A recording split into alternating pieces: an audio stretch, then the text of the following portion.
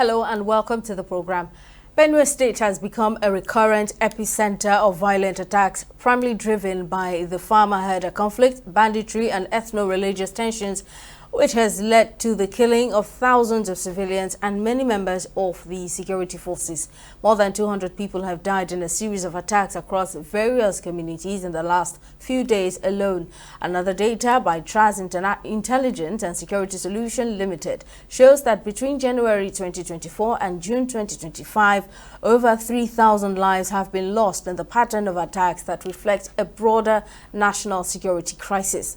Speaking during an on-the-spot assessment of the troubled communities that have been under attacks, the Chief of Defense Staff, General Christopher Musa, said the attackers possibly had informants, while also alleging the presence of saboteurs within the Nigerian military. He then advocated community-based self-defense as a sustainable solution to the escalating killings, proposing the recruitment and training of trustworthy youths as community vigilantes who will function under strict military supervision to protect communities from further attacks. Musa said the military would double its efforts at ending the killings in the state and parts of the country. On another hand, the state governor, Hyacinth Alia, dismissed residents' calls for self-defense in response to the attacks, instead urging support for a stronger community policing framework, which he believes remains the most effective solution to Benue's security challenges. The question here is, what is the lasting solution to these attacks? With me on the program is the Chief Executive Officer of TRAS Intelligence and Security Solutions, Temitope Olodo. Thank you very much for your time. It's great to have you with us again. Now, this data-driven review by TRAS Intelligence highlights details and figures trailing the trend of attacks in Benue State from 2024 to 2025. There is a month-to-month breakdown of the attacks in the last 1 year. Give us a clear understanding of the extent of these attacks based on the terms used, that's low, moderate, escalation, high, and extreme.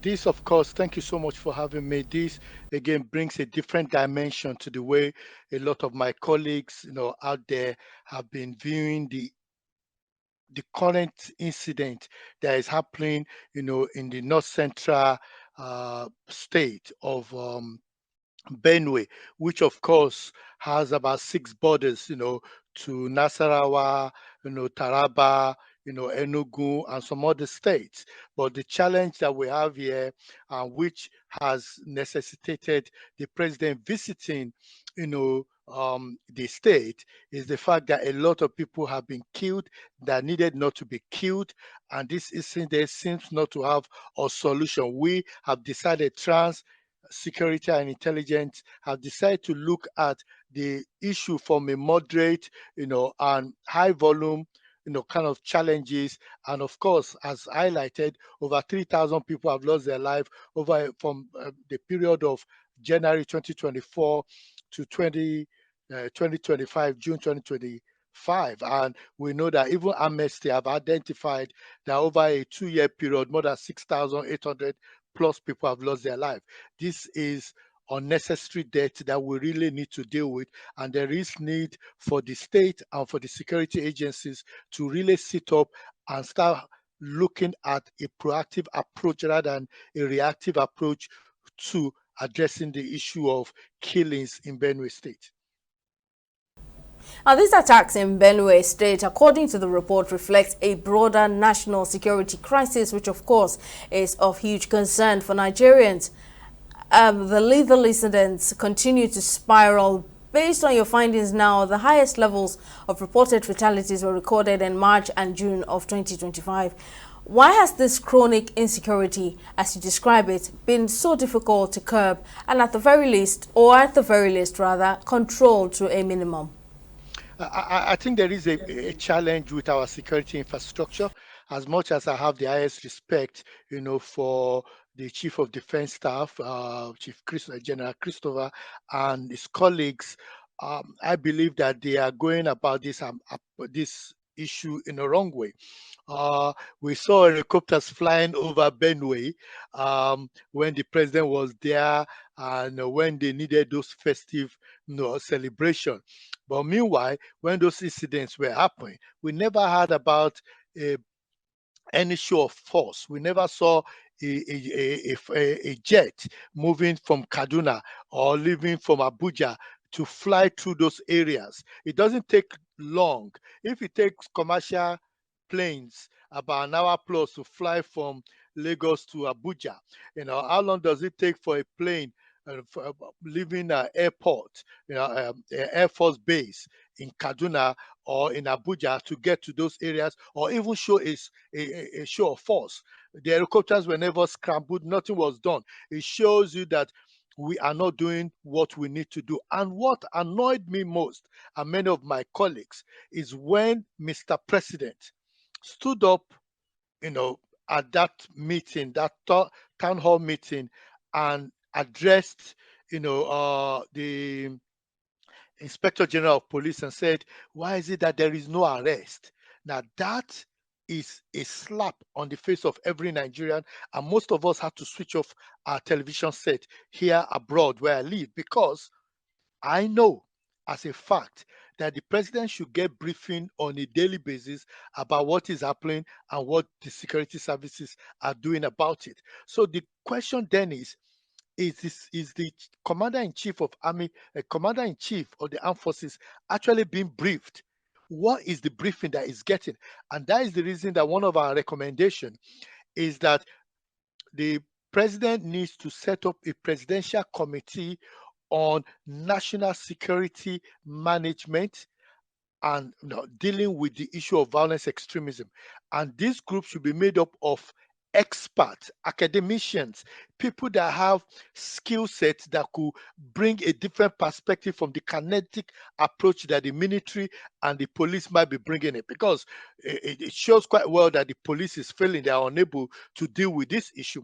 Because if the commander-in-chief was not briefed and is standing up in a in a meeting, in a town hall meeting, to ask why there'll be no arrest, 3-4 days before that day there have been killings. Before that day there have been killings. Before that month. So are you telling me that the commander-in-chief have not been properly briefed? What kind of briefing is the commander-in-chief getting? And we had the former governor of Kaduna State saying recently on telly that 100 billion is allocated to the military on a monthly basis, summing up to 1.5 trillion. Nobody have disputed that amount. Nobody have come out to say, El Rufai, you're a liar. Nobody has come up to say, oh, we're not getting that kind of money. We know that there is, and then I have the highest respect for the governor of Benue State, but for him to use that town hall meeting to be saying that there is need for more money. What is happening to the security vote that you're getting on a monthly basis? That is allocated to you. What are you doing with that money? None of these governors are accountable for those money. The IRFI of this world are telling us that 100 billion is allocated to the military and there is no accountability. We have a serious problem in our hands and we really need to review the way we do things. I believe a presidential committee on national security management that is made up of civilians to give advice to the president, similar to what President Buhari created, which was the Presidential Committee on Economy. I think there is need for one that is made up of people that could advise the president from a non-kinetic approach and preventive approach in order to address the issue that we're dealing with. Now, a worrisome factor for Nigerians is the reactionary approach to these attacks rather than a proactive, intelligence-led one, a pattern which has allowed non-state actors to entrench themselves in rural and urban areas, which this report has also highlighted. Would it be right to conclude that Nigeria's security architecture lacks the capacity to be proactive, with several steps ahead of these attackers and counter their plans? There is no doubt that the Nigerian security architecture, as it is exhibited to many Nigerians and many of us who are security advisors or that work in this field is operating in the 15th, 16th century with no doubt. Uh, your viewers are familiar with the Ikoyi saga, where money was found from intelligence agencies stuck in an apartment in Ikoyi or somewhere there in Lagos. Of course, we don't know the outcome of that, but those are the kind of money that should have been put into play in this kind of areas to get intelligence. So all these security agencies, all these intelligence agencies are getting allocation from the federal government, and their budget is being taken to the National Assembly, and they're being voted. But we've not had what is happening with money, because intelligence agencies are meant to be out there giving out money and engaging with with people which are their CIs, people that are meant to be giving them information about movement of people, movement of bandits, movement of people that want to do us harm. But the bottom line is we've had a lot of things, and we know that these bandits are not coming from space. They are moving from one point to another point. Now, if for me personally, if I was advising the governor of Benue State, I would have actually closed the border to Nasarawa and Taraba, because they seem more to be the exporter of extremism, violence extremism that is happening. So far, we know that it's not happening from Cross River State. We know the people are not coming in from Enugu State. And it seems as if they're not even coming in from Cameroon, with an international border. But it seems as if they are moving from either Nasarawa or Taraba. Nasarawa and Taraba more or less is becoming the exporter of violence extremism into Benue State. And if I was advising the governor of Benue State, I will be saying to him, close the border to or create a curfew between the border from Nasarawa and Taraba, so that no movement on those roads around from 9 o'clock to 6 a.m. And where there is movement, such movement should be, people should be shot at sight if there is movement that is coming from that angle, because now you have an official curfew. That is what I'll be expecting him to do, but not more than that. I think there is need for things to be done about people that are on lands. There should be a registration of people on land. We need to know who is occupying which area within the 23 plus local government in Benue State. We really need to know what is happening there. Local government by local government, there need to be a security assessment and to be a review of how security needs to be dealt with. And we need to stop this dilly-dally approach that the military are taking. They need to change their tactics. The intelligence agencies need to take their tactics. We need to see boots on the ground that is effective and that is working. The fact that they are fighting them on this end and then they are coming in from behind. Where are the helicopters? Why are you not using drones to survey the community and to see where these people are coming from, or to follow those people? I think it is unacceptable in this modern age that they will be continuing to get excuses over excuses about killing of people, and the flag of Nigeria is still high there, not brought down, but when politicians die or when things are happening, they could have their own welfare. But when the ordinary citizens die, it's more like business as usual. During his visit to affected communities that have been under attacks, the Chief of Defense Staff, that's General Christopher Musa, suggested that the attackers are being aided by informants. He also raised concerns about possible saboteurs within the ranks of the Nigerian military. This is not the first time that such allegations will be made.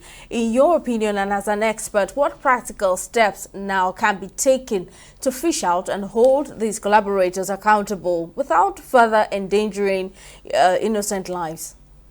I think the General Christopher, I admire him so much, and I think he's doing a lot of work, with our defense, and some of his suggestions, are honorable, and there's no doubt about it. And I know he has, I know the leadership has good intention. If I was advising him personally, I would have asked him to set up an anti-corruption team, people that he respects, and then go after some of the people that have been put in those places. Do a security vetting. internal security vetting. When I used to work in the Office for Security and Counterterrorism in the UK and other sister agencies like that, they go through our back accounts. They look at our social media and our telephone calls and things like that to know if we are being compromised. There is no doubt that if these people are becoming conflict entrepreneurs, they're going to benefit from it because they are giving out information. You must be able to root out internally people that are involved in all kind of sabotage. And the only way to do that is I'm not expecting the military to allow people to come in and ruffle the shoulders or do things within the institution, but he himself could set up an anti-corruption team within the the military to go after those areas where they believe there have been compromises, pull those people out, not only just rotate them, but go through their back accounts and find out, okay, who is being compromised. Work with the intelligence agency, work with the telephone companies to check numbers and see what numbers are being used and whether people are giving out information, and control information management. In the UK, there are about 5 or 6 different types of level of security. So certain informations are not released to just anybody. There is the basic check, there is the enhanced check, there is the counterterrorism check, there is the top secret and DV. I don't know if Nigeria operates those kind of structure. They need to be a structure. It's not everybody that needs to know everything. So what the field commanders will know is different from what the general will know.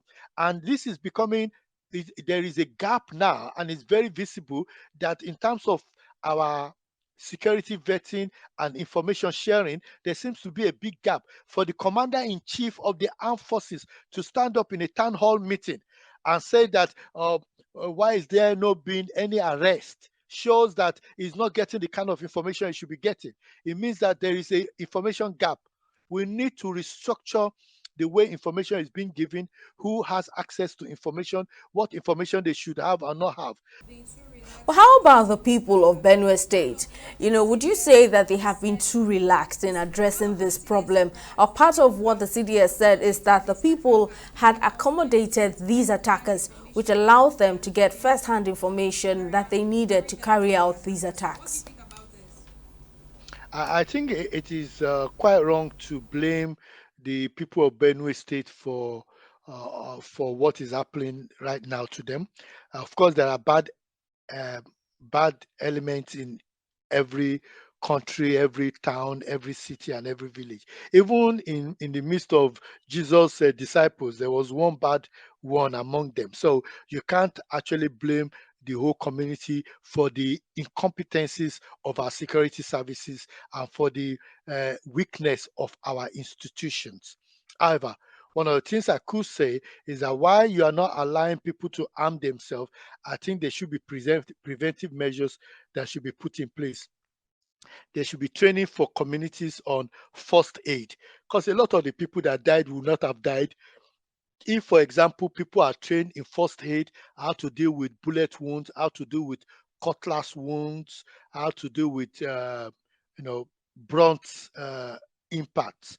So if people could be shot, but if people have training on how to help stop bleeding, how to help people that have minimum burns to be able to survive, then you find out that a lot of people will be surviving, this attack rather than having 200, 300 people dying. And then there is a initiative that Trans came up with about the use of SOS, in communities that are hard to reach, and that information have been passed, to both the to Plateau State government and even some people that are close to the government of Benue State, but we've not had anything, and that's the problem, where you are giving advice, which is free advice on how things could be improved.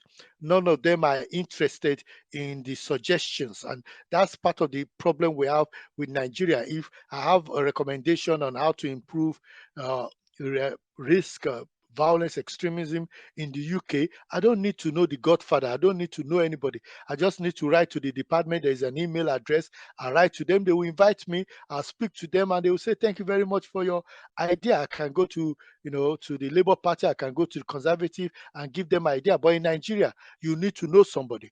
And that's part of the challenges in Nigeria. We've come up with initiative. We've written this report. This report is in the public domain since it's been written over a week ago. We've not had anything from Benue State government to say, oh, you've written this report. How could we help? If you go to our website, www.trans-intelligence.security.com, you'll find out that there are materials in there for people that could help them to help them and to help states. But no, are people visiting? Are people actually engaging and using those materials? That's the problem. So we must, of course, expect the citizens to help themselves, but the weak institutions and the um, incompetent security is actually extraditing the misery of the people in Benue State. Well, Mr. Olodo will take this discussion further, but that's after this break. Do stay with us. The program will continue shortly.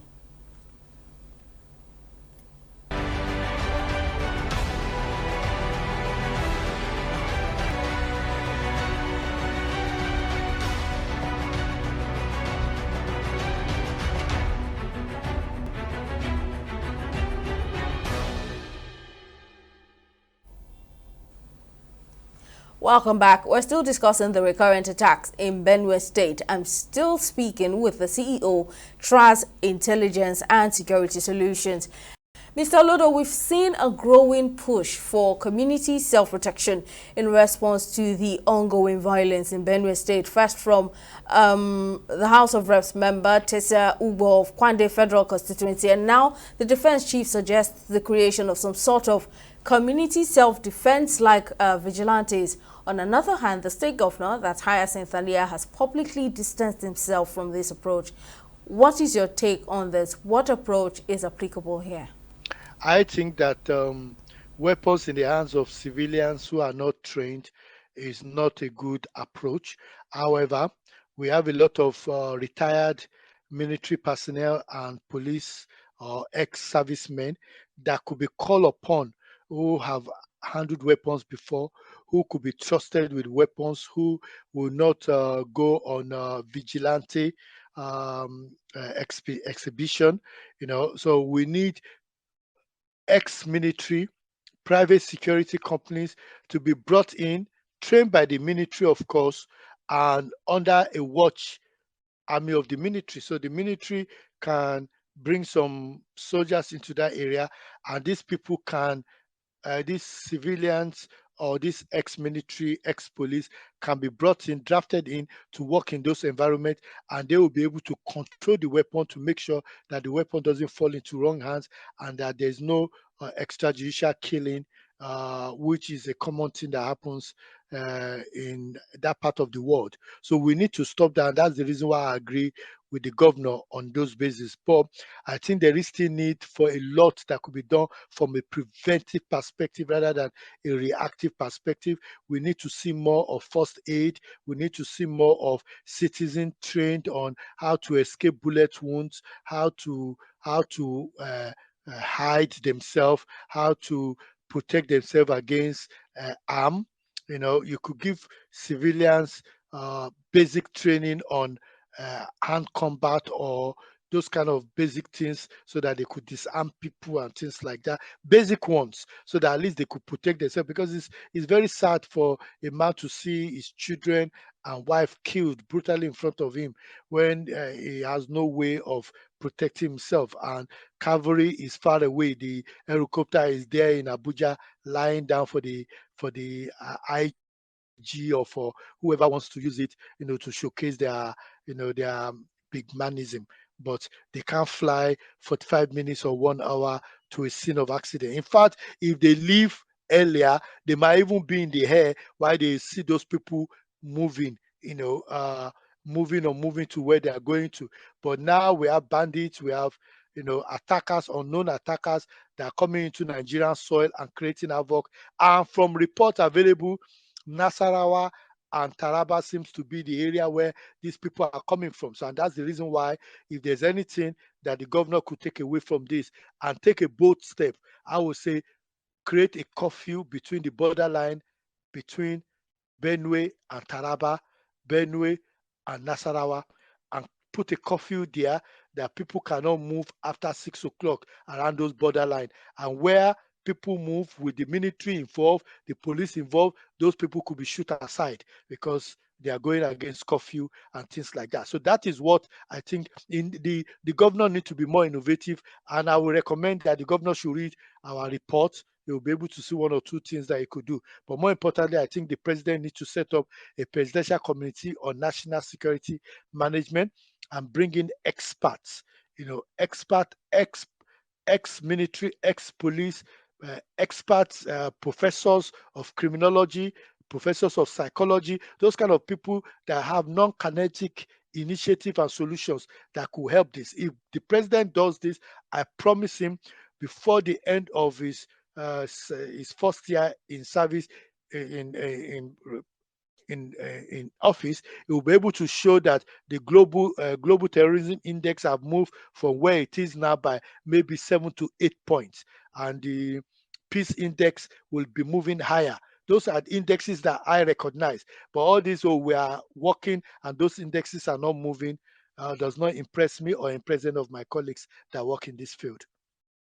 Well, like it is rightly stated in your report, this violence will continue to spiral if real action is not taken. Mr. Temitope Olodo, we truly appreciate your time on the program. As always, thank you very much for talking to us. And that's all on this episode of the program. We'll see you again next time. Bye for now.